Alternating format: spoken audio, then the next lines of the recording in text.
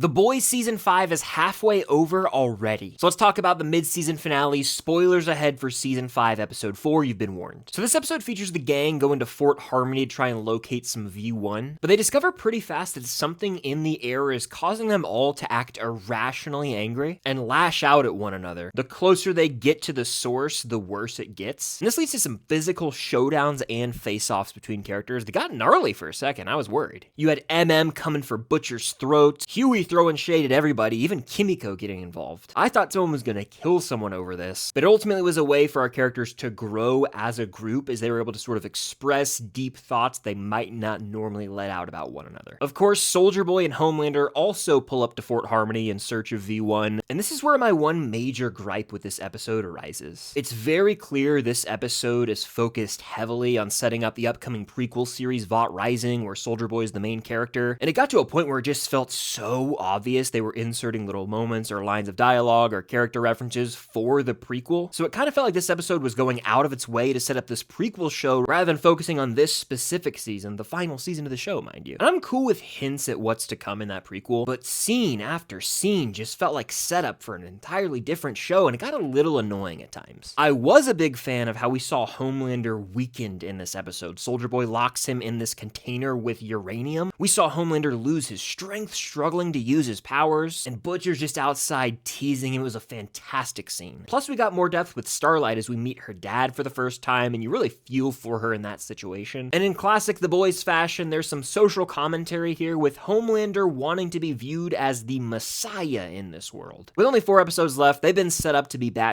crazy, and I can't wait to see how the season comes to a close.